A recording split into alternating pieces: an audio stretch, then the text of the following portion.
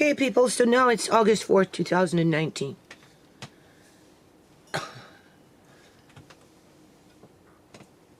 You see this? This is from my yard. Organic, people.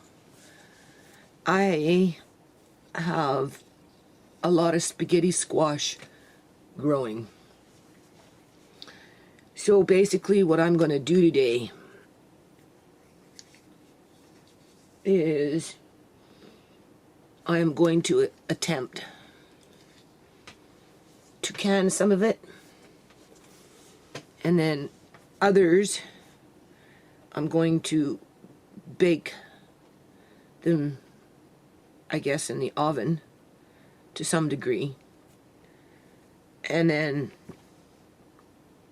shred them up, and I'm going to dehydrate them. And because I bought this little food saver device that goes on the lid and seals the jar, I'm going to try and do that, people.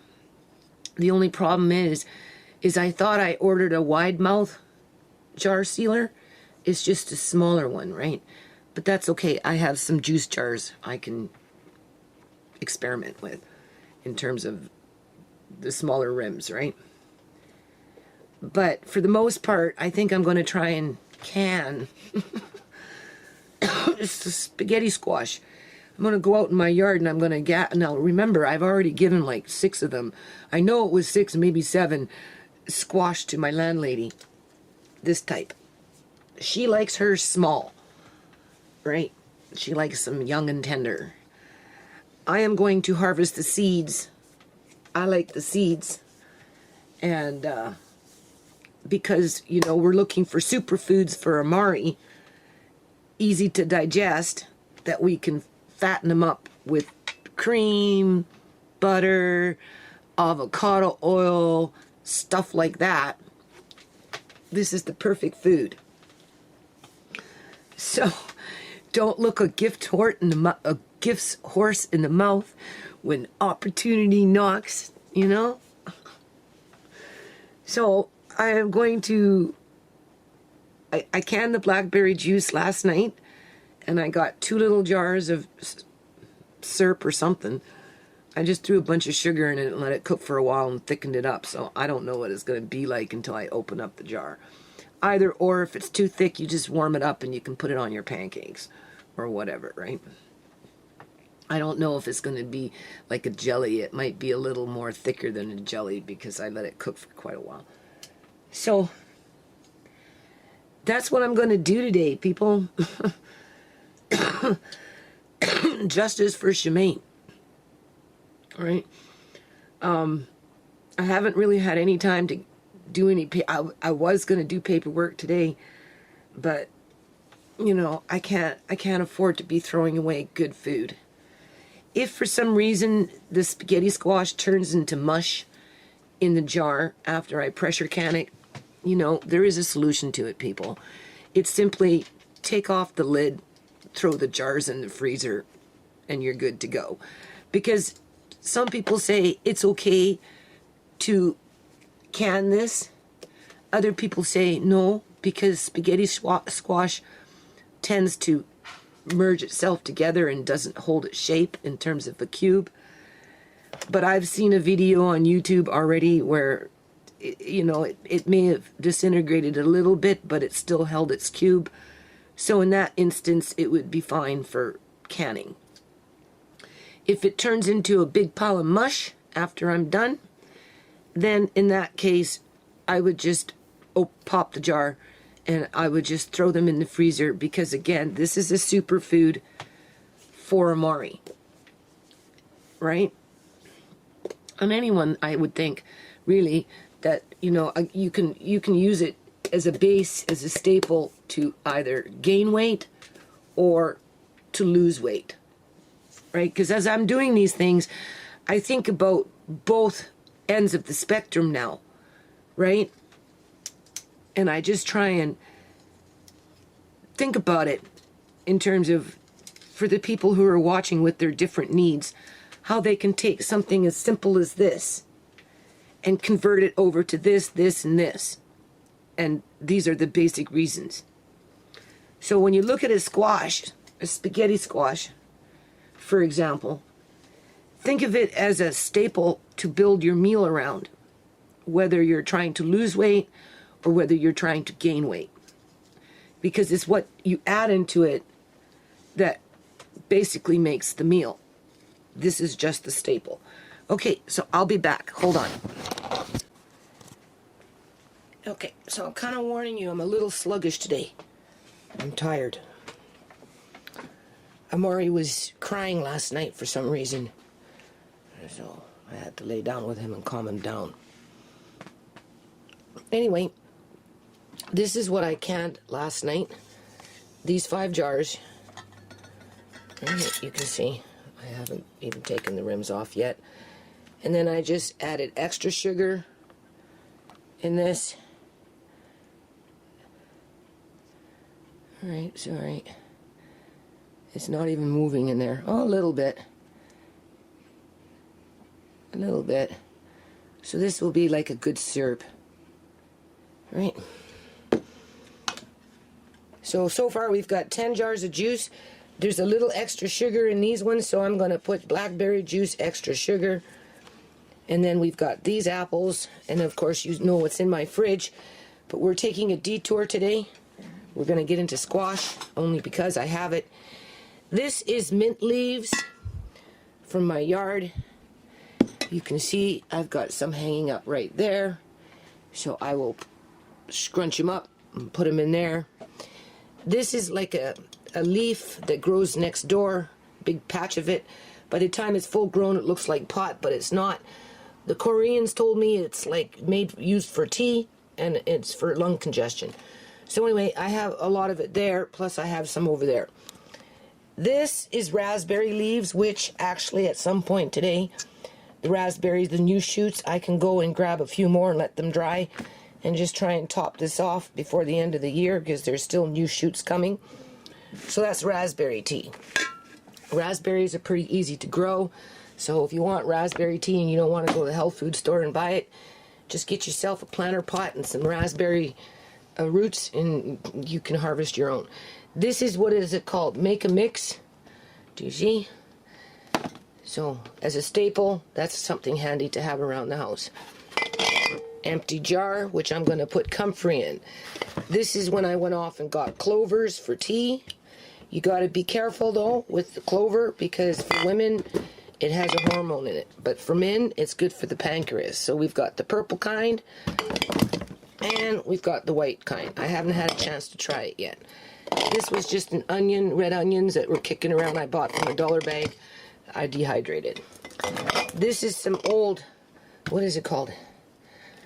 Sugar with synonym and blah blah blah blah blah, right? So that's there. I have more of that. This I'm pretty sure is comfrey, which I went and picked a whole bunch more and dug up a few and planted a couple more into my yard. So I'm going to wash the leaves today and get them hang drying and then fill up this jar for medical purposes. This is an Asian spice that grows in my yard that I kind of like.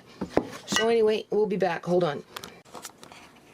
Okay, so basically what I'm doing here, people, is that's that apple from the apple juice, the first batch that I made. I just took it out of the fridge and now I put it into a crock pot and I put it on low. It is now 11 o'clock in the morning. This is going to go all day. I'm going to try and can it by tonight. I'm going to try. That's not too many jars. It only needs to be in a water canner. But you have to remember now, I'm moving along here and I'm going to be getting into the the spaghetti squash, which, by the way, I really like. So what you do is you just put it in a pot. It's really simple, right? Turn it on low and start stirring. Stir throughout the day, right? So scrape it off from the sides, throw some sugar in there, keep stirring, and you're just going to thicken it up. Hold on a minute. And oh yeah, just to show you why this works, this is what I'm going to feed Amari today, right? And being that I'm working with squash, I'm going to throw some squash in there. But this has the beef broth with the marrow and the extra fat, and if I need to, I can always add in just a little extra avocado oil. This I canned in 2015. You can see that. And this one has more turmeric in it. I really like things with mustard seeds. And this is pickled cauliflower. So this is another thing that you might want to consider if you're losing weight, in terms of a food that fills you and takes away the hunger pain. I was talking to my son. Hold on a minute.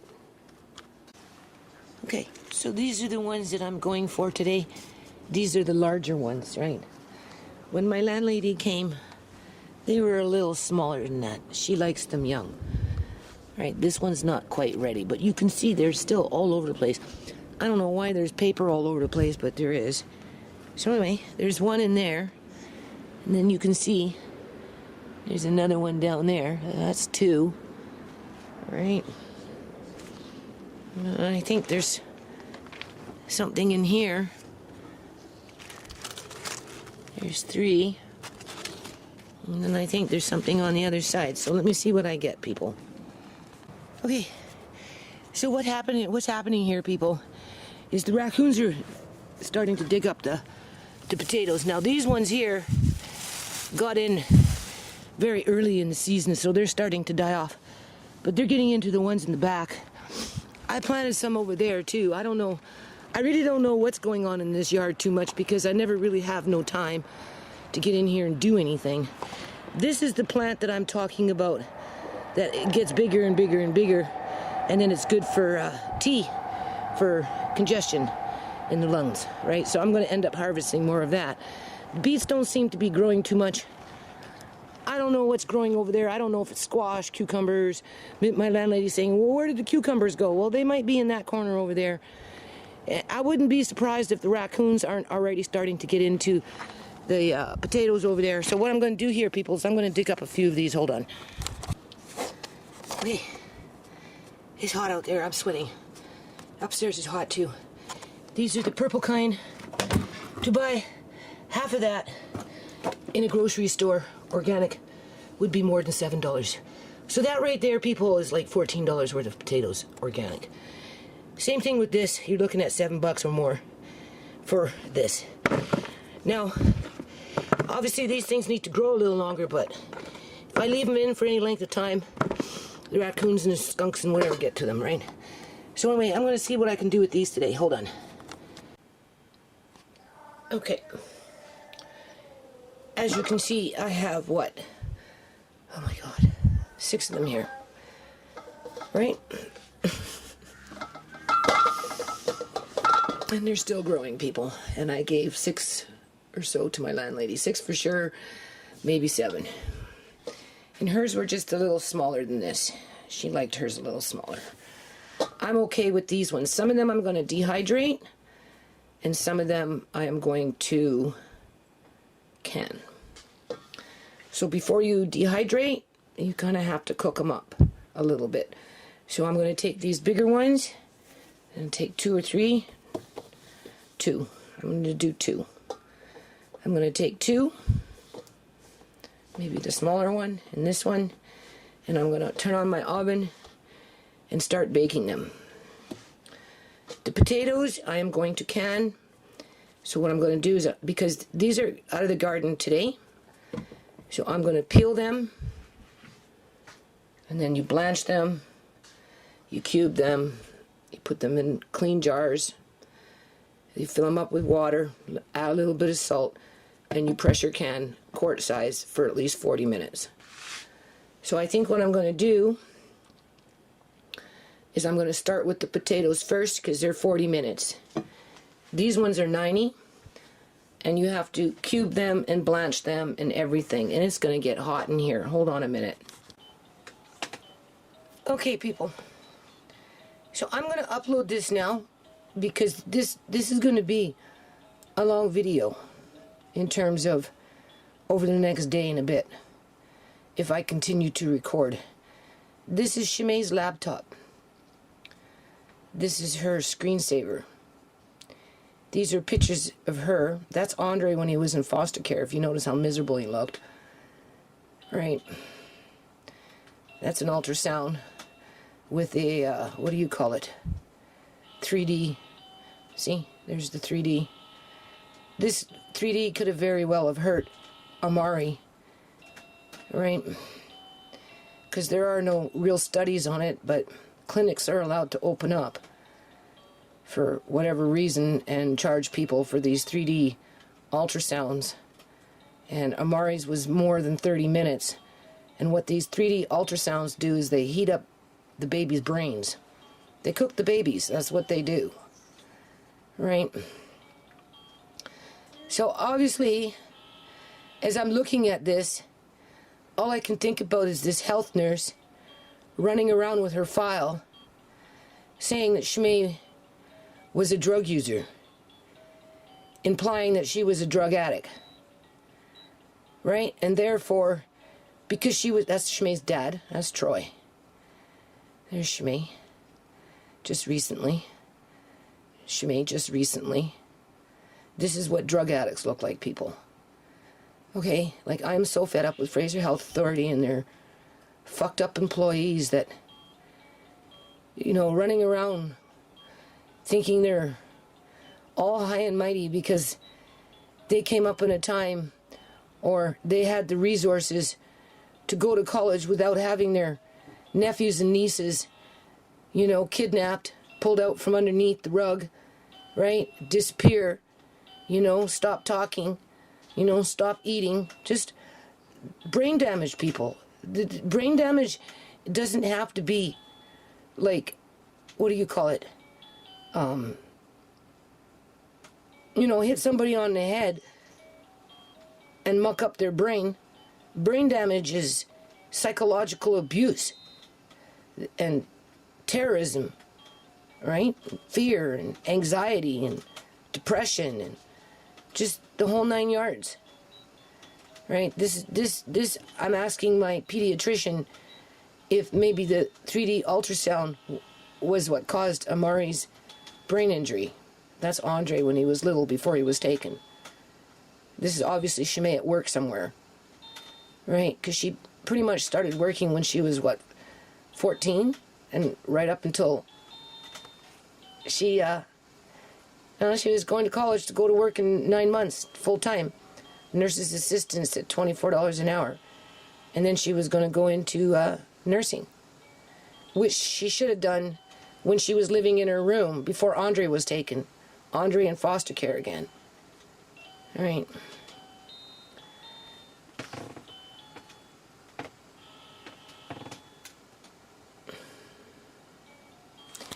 Anyway, I'm like, it just makes me want to cry, people. Because if I don't do this food, it's just going to go to waste. Right? I think I'm going to can a lot of these potatoes this year.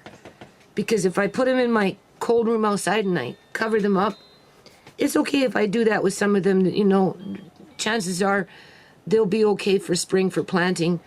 But if I don't get into it through the winter because it's cold and I don't want to dig around or whatever, you know, they can freeze. I have to cover them up. And I don't know. I'm just going to try and can for the sake of having them like that, see how it goes. Maybe I might like that better. Because I don't like planting these things, you know, putting them in cold storage or whatever it is in the cold room.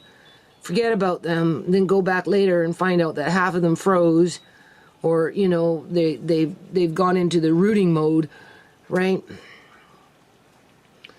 Canned food just, you know, lasts longer that way. So I'm going to put some in the cold room as I dig up more, but I think I'm going to try and can at least half of them, and I'm going to do them in small batches, being that it's only 40 minutes for a quart in a pressure canner. So that's what I'm going to start with first, is the potatoes.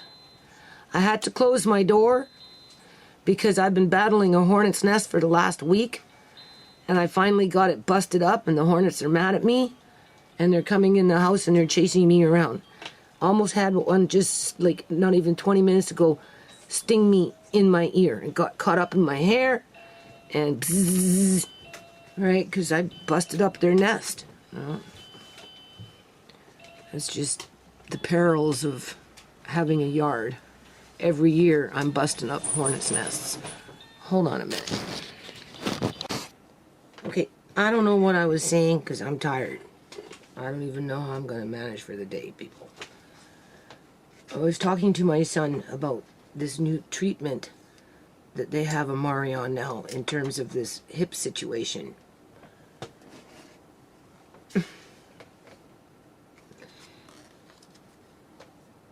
It is suggested, it is said, it is asked, it is expected to put his little teeny weeny legs, this is where his butt will be, right? This is his legs. In this for about 8 hours a day.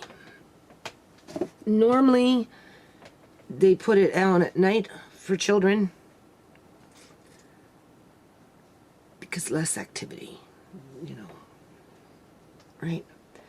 The thing is, Amari likes his bedtime, right? He likes to go to bed and play, and he moves around, and the bed is soft and it's comfortable, and you know, he plays and he giggles and he goo-hoos and he just whatever, right?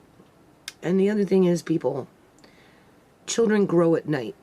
That is a fact. They get up in the morning, and what do parents say? Oh my God, you grew. You can literally see. Some kids you can see grow more than other kids. Like, they wake up and you can see that they grew. So, this in itself, 8 hours a day at night, at the peak of a growing process, in terms of a child growing, is going to stunt his legs, people. It is. Especially if you're trying to fatten them up and get them to grow fatter, longer, and just, Murray's growing longer, but he's skinny, right? Shimei was very lightweight.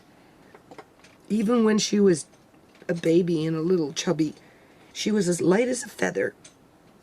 Whereas Tisha was smaller, and I couldn't pick her up because she was solid like a rock. Everybody's genetic is different. So anyway, the person who made this, I don't know if they knew that we're fattening up Amari like the Wicked Witch of the West with Hansel and Gretel. It's kind of like what I'm feeling like, right? Now let me just fatten you up. And now that I've got you exactly where you are, we'll just fatten you up from the waist up. And everything else can stay short and skinny because we've stunted your growth at night. And that's what I'm thinking.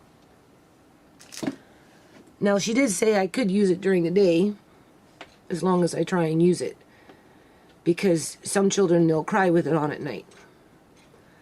Now, normally, Amari never, ever wakes up at night crying, but he did last night. He was screaming at the top of his lungs. I kind of contributed to this because I had this on him yesterday for almost 5 hours at one point. Right.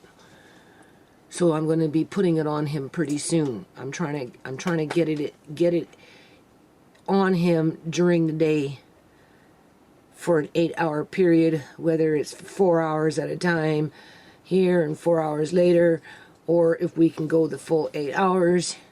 I don't want to put it on at night. One, I don't want to stunt his growth. And two, I don't want to disrupt his sleep. And already his sleep has been disrupted because he's having nightmares with this already. Because with this on, he's determined to move. And he'll move. He moves himself. He's twisting and turning, and you know, he's moving. So what it's doing is it's helping him to poo, because he's twisting to move more with it, right? And he's determined. So he's exercising different parts of his body just to move, which is helping him to poo, right? I don't want to lay him in bed and have him be stationary for 8 hours and not be able to move in his sleep. I just don't. And then stunt his growth. The thing about this thing is, people, I'm going to upload this video after this, okay? Because what I'm going to be doing is going to take a long time. The thing about this thing is, people, now Uncle John was in one of these when he was a kid because he had purse disease, right?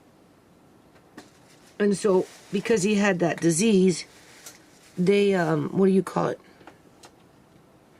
Had him like that, with his legs, I guess in a hospital bed, for 2 years.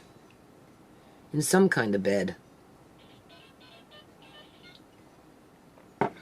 To correct whatever was going on with that purse disease. Now, when he got older, he always had back problems. So, did this create back problems in Uncle John? He ended up having really bad back problems. He had back surgery, and then he developed calcium on his back, on his spine, right? The reason he had so many issues with his legs, I mean, he always had, when I first met him, he always walked with a cane, people, right? Because of his back. It wasn't so much his legs as it was his back. But when he got hit by a car, that's when his legs became a problem, because they ended up putting metal rods into his legs. So he'd get leg pain from that, and ankle pain on one leg, and then up on the hip it would be putting pressure, right? But the back itself was from something else. Maybe from this, which I'm going to ask, because the reason they're using this is to prevent future pain regarding the displacement of Amari's hips. The thing is, they want to continue using this until he stops growing, which means he's 2 now, so they're asking to use this device for the next 16 to 18 years. My son says males stop growing around 20 in terms of growing. That's a long time for an innocent child to be confined for 8 hours a day. 18 years. I said to my son, I said, you don't find that to be unusually cruel? No, because if it prevents the pain from the age of 20 on, then that's the reality that Amari has to live with, because he's already confined in terms of his disability. So, of course, I'm wrapping my head around this, right, people? Because I feel like to me, it's cruel.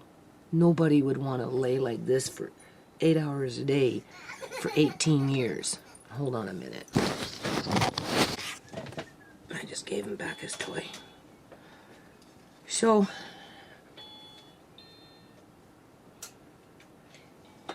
what that does is it just kind of pushes that bone back into that socket.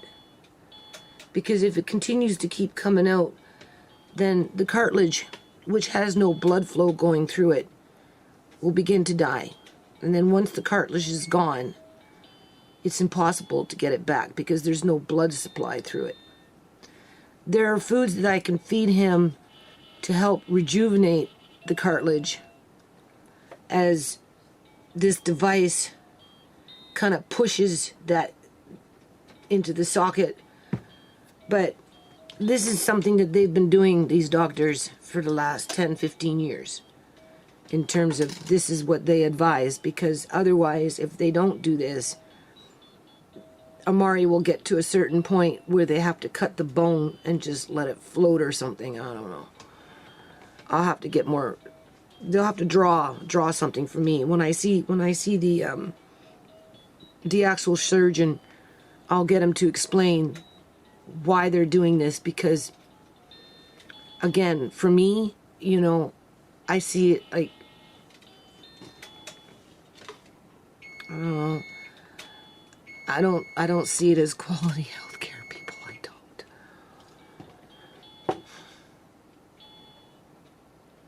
don't. My son doesn't like to talk to me about these things. Hold on a minute.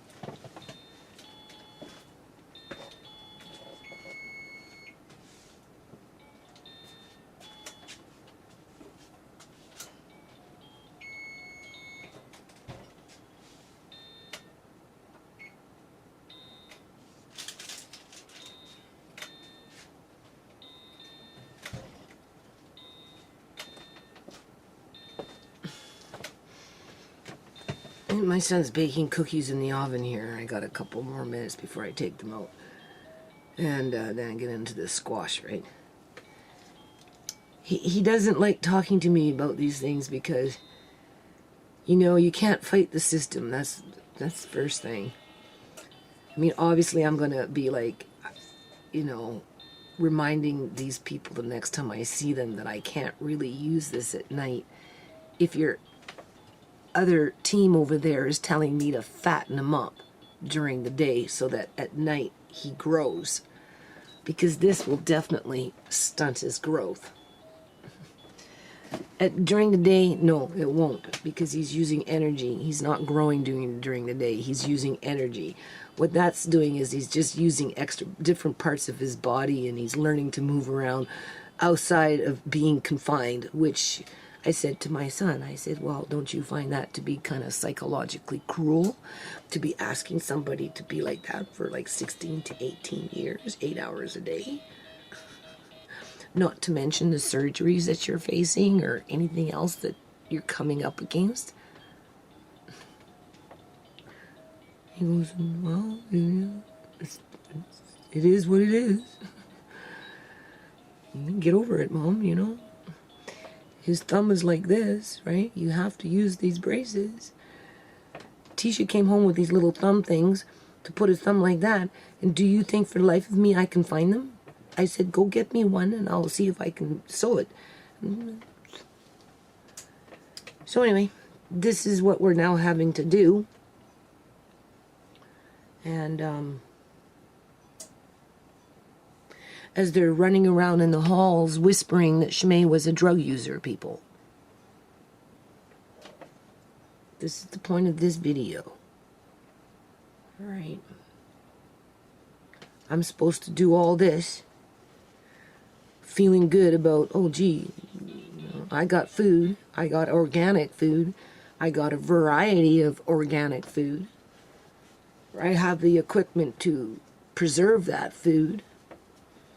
But at the end of the day, because, you know, everybody is so interested in Amari and Amari's health, even though he's going to be dying when he's 45 to 55 years old, and he's going to be suffering through it all in one way or another. Who is that? Hold on a minute. Okay, so let me finish this video, and I'm going to get up in here and convert it over and upload it, because this is going to take a day or two. And as I'm doing it, people, I am going to get harassed by Tisha. Not so much my son. All right. It's food. Once in a while he goes into the food storage. He likes it. You know, he's getting older. He understands that anything can happen. It could be a financial crisis, as in a drop in the income in the house. You know, it could be somebody dies or disappears. Not just move out, right? It could be, you know, natural disaster. Could be anything. High bills, extortion through banks and health authorities and those kind of things where you're paying out over $500 a month in interest alone. Not to mention your regular credit card payments. And you're going into, what, year 5 since Uncle John's been gone, right?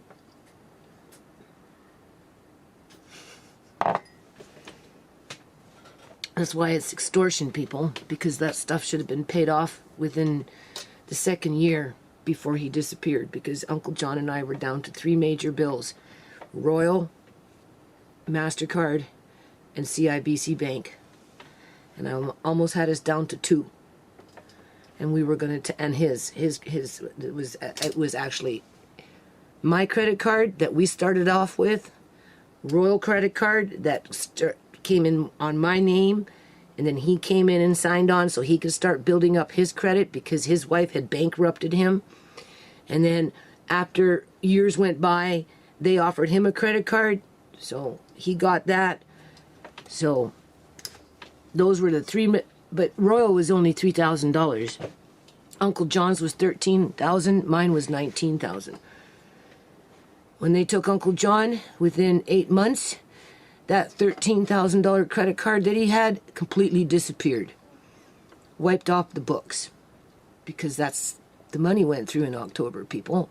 His life inheritance, that inheritance that he got from Joan, that he wasn't told about for 14 months. Just remember that. They never told him for 14 months, and when they finally did tell him, they had him under lock and key through a health authority under the influence of an opiate called OxyContin that they were giving to him every day as they were lying to him, saying, "No, we're just giving you a calcium pill, Mr. Duncan. Here, take your pill." 5 years later, I'm still being extorted, people. Tisha doesn't understand that. All they got, Tisha, is running. Oh, here comes the nurse. Here comes the doctor. Here comes the social worker. Here comes whoever in authority of position because they work for the government, even though they're at night popping fucking OxyContins like Joan Duncan. I like to draw on Joan Duncan because she is the perfect example of your public union sector employee. They're not all what you think they are, people. Many of them have problems too. They just hide behind their pension plans and life insurance policies and medical and dental plans and gimme plans. That's all it is. Because if that wasn't the case, they wouldn't still be, after a year and a half, criminalizing Shimei, calling her a drug user, saying that Amari had drugs in his system when he was born because of an opiate that was given to her by them, after they ignored her for 2 days. They sent her home for 2 days in a row. 3rd day, finally, at the very end, they gave her an emergency C-section. So it took 3 days for Amari to be born under an emergency C-section, where he clearly came out with symptoms of hypoxic, ischemic, whatever it's called, which leads into cerebral palsy, which has nothing to do with drug use, people. Just like when they criminalized her with the cocaine. Oh, she has cocaine in her system. We can't harvest anything because her body is contaminated. But we won't tell you that we already took out her organs and her body tissues and her vagina and her ovaries and everything else, her brain. And then we embalmed her and we painted her to look like the color that she was before she died with our makeup. You know, and we just made sure to scare you so that you wouldn't really look at her because she supposedly had a super bug on her body, and we didn't really want you touching her that much because we didn't want the truth getting out, what we actually did to her, because at the end of the day, it didn't matter if she had cocaine in her system, because even if there's cocaine in the system, they still take the organs, people. So why the fuck are they lying? Oh, we can't harvest anything because her body was contaminated with cocaine. Not fentanyl. Fentanyl's okay because we use fentanyl. You know, that's nothing wrong with fentanyl, even though it killed her. It's the cocaine that contaminated her body. No, it was the embalming fluid. But they had already taken out what they wanted, people. So they're going to fucking egg me on by phoning me up and saying, oh, well, your daughter was a drug user. Amari came positive with opiates. That confirms that she was a drug user. It says right here in my fucking file. This is a health nurse coming to my house so that she can write something down to take to some committee. She told me, well, I have to write it down so that the committee feels sorry for you. So that they'll approve the program. So they'll show some compassion. Like, what the fuck? What do you mean? Why do I need compassion for Amari? It's pretty freaking blatant. Amari is like fucking gonna be on lockdown for the next 18 years of his life, people. Based on something that doctors have only been trying for the last 10, 15 years. There's no real true science around this yet. 15 years isn't long enough to determine whether that works or not, because Uncle John was in that for 2 fucking years, and the only thing that happened to him was he developed severe back problems. So, there you go. Next they'll be saying, oh, he needs back surgery. As they're accusing Shimei of poisoning him. When they damn well fucking know that a good third of the babies born in freaking Surrey, British Columbia, Canada are fucking drug addicted. Whether it's to meth, whether it's to freaking heroin, whether it's to fucking fentanyl now, it doesn't matter. And those babies are fine. Unless, of course, there's an injury at birth. But that's not the hospital's fault, God forbid, no. Right? I asked the woman when they was doing this cast, I was doing an assessment or something, in terms of what's the general statistic for the number of children born with cerebral palsy out of every 1,000 out here in Canada, from what she can tell. She said 2. So for every 1,000 births, 2 of them are coming out with cerebral palsy. I said, okay, well, if that's in Canada, here, what's it like in India or China or places like that where they don't have access to the healthcare like we have out here? She would say 4.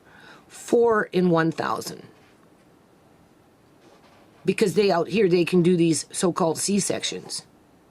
Right? So that must drop the number. Nowhere did she mention that this is all resulting from drug use, as they're trying to paint with Shimei. Because they don't want to acknowledge that they sent her away for 2 days. And then had her come in, let it draw out, and then try and blame her because she wanted to hang out for another 6 more minutes before they decided to rush her off for an emergency C-section. So that by the time Amari was born, he was already damaged. And I have video to prove that. But that, as far as this health nurse walking into my house this week, right? As far as she's concerned, it came about because of drugs, because it says right there, and this file follows Amari everywhere he goes, that the mother was a drug user. And that he had opiates in his urine when he was born. But there is no notation to say that the opiates came from the C-section. Unless, of course, you go into her medical files and find that one particular piece of paper where it shows that after they corrected their first statement. She's just running on the first statement. So they call in the social worker.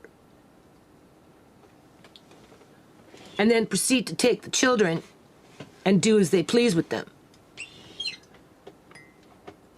And because there is a high number of addicts out here, from one degree to another, it's like business as usual with these people. Right? Like I said, they don't collect the information to help you. They collect the information to use it against you, even in death. so that they're not held responsible for nothing. And that's assuming that you can even get it in front of an honest judge, because you have to go through the crooked lawyers and the crooked judges before you can even get in front of a real honest judge, if there is any. It's like my lawyer said, was the judge old and white? Yeah, well, there you go. They're all old and white. Which means says the majority, if not all of them, are fucking corrupt to one degree or another. Because it's all about those pension plans and their medical plans to pay for their opiate addiction when they're like Joan.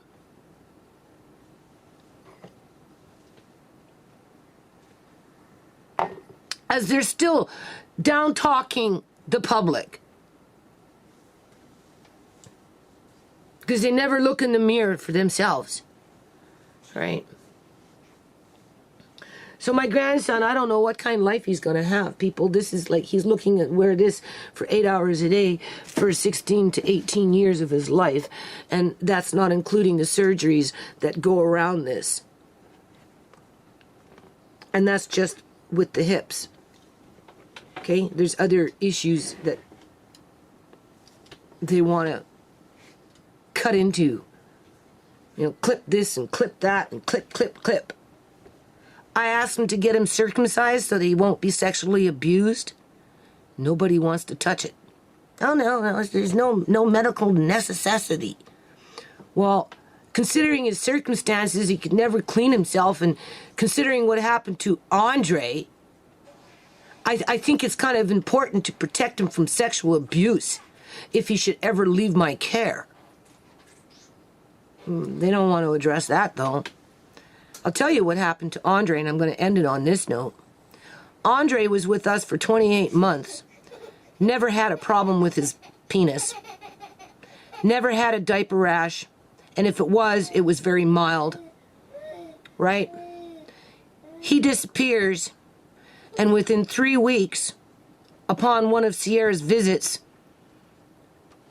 with their visiting center, he was crying and doing whatever, and she went to go change him, and his penis was beet red. So she freaked out, complained to the social worker. Basically, they did nothing, right? But I ended up calling the cops to have him do a welfare check on Andre, considering the circumstances. And they came back and said that it was a result of a diaper rash,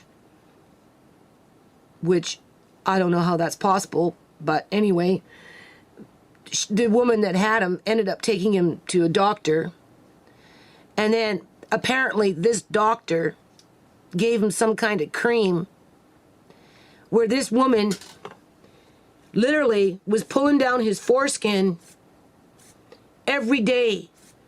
I'm sure it was 2 times a day, putting this cream on, and we're talking like a 29-month-old child. Pulling his foreskin down every fucking day, 1 to 2 times a day, for an X amount of period. Let it rest, did it again. Did that for the whole duration of the 15 months that she had him. So that by the time he came home, people, his foreskin pulled right back as if he was a man. And if you do the research on this shit, the majority of people will tell you just leave it alone. When they get older, boys will find their way. Because at an early age, it's not supposed to be fully retractable. That's something that happens in adolescence. Because you're tearing whatever it is that's underneath the foreskin. So basically what I'm saying is, people, I feel like my grandson was sexually molested for 15 fucking months. I do. How dare that woman do that to my grandson day after day after fucking day after fucking day, and then sit up there and say, well, the doctor told me to. When you can go online and you'll see doctors will tell you, don't touch it. So anyway, long story short, what happened was when Andre got home and I seen what the fuck was going on in terms of Andre, you know, clean yourself, and it was like his foreskin went right fucking back, and I'm like, holy shit. What were they doing? What were they doing? I didn't mess with it too much. I sent him in the bath and tell him to clean himself. You know what happened? After a couple of months, it fused itself back to the original state it was before he was taken away. The foreskin grew back and stayed the way it was before they took him. So for all this shit that this woman did was pointless, people, unless she was willing to continue doing it until, what, he was a teenager? How would she justify that one? And you know what she wrote in her fucking file when I got the files back? Oh, well, thank you for giving me that experience. It was a once-in-a-lifetime experience, because you have to remember, they're not circumcising little boys anymore. They're sending them home uncircumcised, and they're making it extremely hard for parents to circumcise their boy children now. You have to go hunt a doctor down, and you have to pay $300, $400, $500. You know, and if you're on low income, you forget it. It ain't fucking happening. But when they take your kids, guess what they're doing?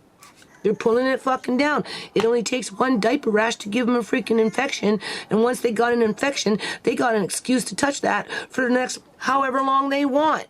Why would I want that for Amari, people? I don't. I want Amari circumcised, because he's never going to be able to clean himself properly. He's sure in the hell not going to be able to pull down his fucking foreskin as a man. And why should anybody else do it? Right? Anybody. I don't care who the fuck it is. And the doctors are balking me on that one. Oh, well, you know, there's no medical emergency on it yet. Well, maybe in your mind, you don't know what I know, right?